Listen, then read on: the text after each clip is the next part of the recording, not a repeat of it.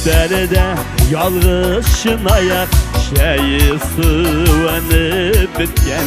yalğız şeyinin de demi yok eşmeden sinsidirken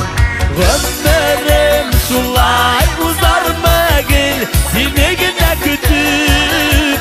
yalğızım üstel yanında sıvıngan şeyler için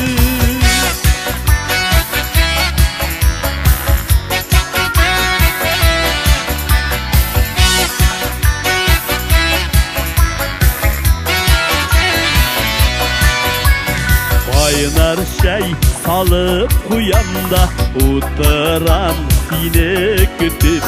şeyin sıvana bitinde kaya yuğaldın gidip ömrüm şulay uzarmagil seni gide kütüp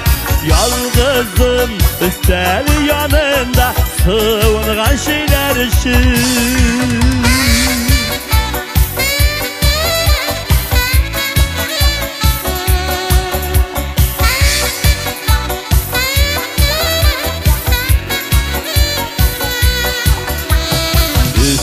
Elimde barsı da var nige şeyinin demi yok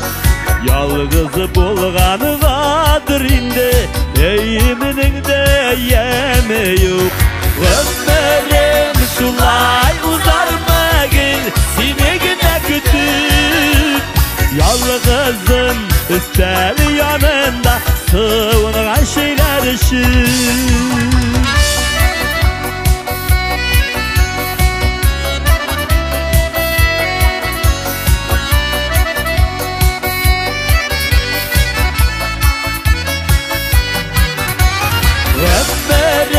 şulay uzarmagil seni gide kütüp yalğızım üstel yanında sıvıngan şeyler için